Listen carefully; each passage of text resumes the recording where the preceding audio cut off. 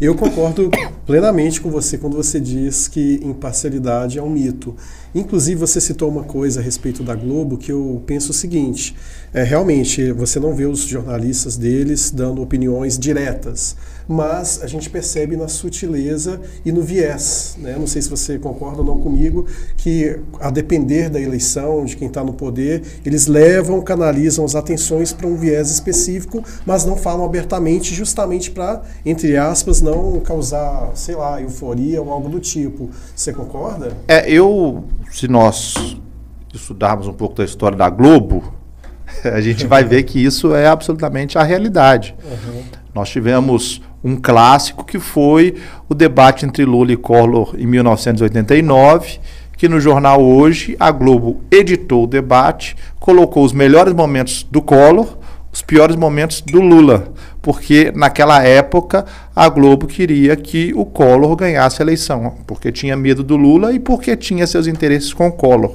Uhum. Então ela escolheu o Collor. Depois o Collor quis ter poder demais, junto com o PC Farias, e aí veio toda aquela campanha da própria Globo para tirar o Collor. Então, a depender dos seus candidatos, claro que ela sutilmente ela ela tenta persuadir o eleitor, isso não tem dúvida. E assim, e ela tem um poder e tanto, igual você disse, a terceira maior aí do mundo, né? Só perdendo para duas americanas. Isso.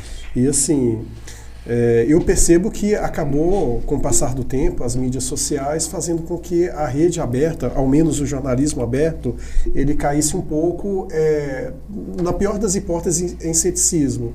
Né? Acho que as pessoas estão mais críticas, uma vez que a internet consegue mostrar o outro lado da moeda. Igual antigamente a Globo conseguia manipular, hoje a gente tem as mídias sociais. Como que você enxerga o papel aí das mídias nesse ponto? Eu acho que precisa chegar num equilíbrio que hoje não existe.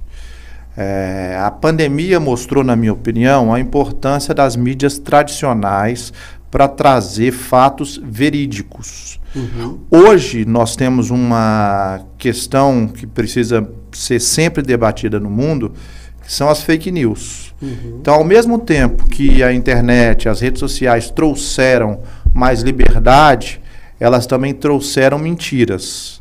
Elas também trouxeram campanhas difamatórias.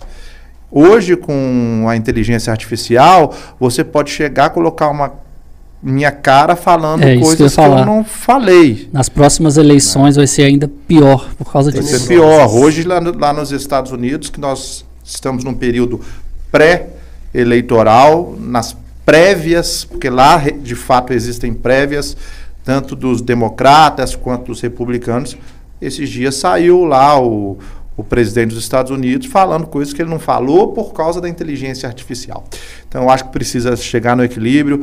Não pode ter censura, mas tem que haver regulamentação, sim.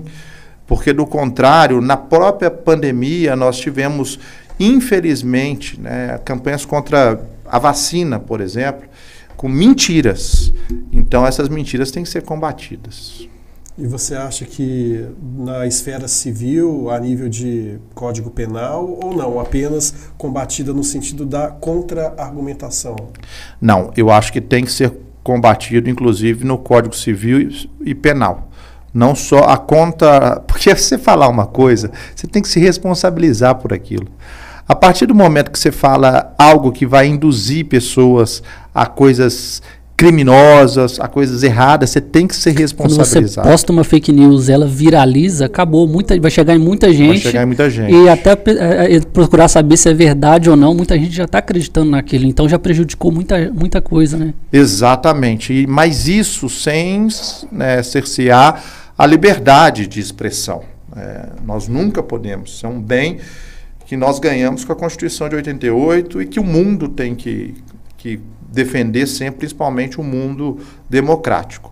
Mas, a partir do momento que você fala algo, você tem que se responsabilizar por aquilo, principalmente se for uma mentira, principalmente se induzir pessoas.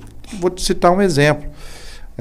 Teve uma fake news que induziu uma pessoa ao suicídio. E no Código Penal existe o crime de indução ao suicídio. Recentemente, né? Recentemente. Uhum. Então, existe isso no Código Penal. E a pessoa tem que responder do mesmo jeito que eu tenho responsabilidade né, para tudo, eu preciso ter responsabilidade com esse equipamento aqui, ó. Tomar cuidado. E o mais irônico nessa situação aí recente que a gente está citando é uma mídia de fofoca que, teoricamente, defende, aliás, é contra a questão das fake news. E justamente ela colocou uma fake news que ocasionou um suicídio. Isso aí que eu acho que é o mais triste, cara. Isso foi do Choquei. Eu até escrevi, fiz uma postagem, né, sobre o Choquei, né, que levou ao suicídio de uma menina, né, infelizmente, e eu acho que ele tem que responder criminalmente por isso. Até cito que é indução ao suicídio. Esse Choquei, para quem não sabe, né, é um site de fofocas que depois virou site político também. E a pessoa não teve a mínima responsabilidade, o dono desse Choquei, para fazer esse tipo de postagem. E eu costumo comparar como um cara que atropela alguém na rua, mata a pessoa, some. Porque foi exatamente isso. Ele postou, sumiu, só voltou para comentar, caçoando lá do comentário da menina pedindo para parar. Fez uma piada ainda e debochando e sumiu. Depois ninguém nunca mais viu ele. Exato, tem que responder por isso, né? Tem que responder porque... Por que a gente busca a justiça? Entre outras coisas, para ser exemplo.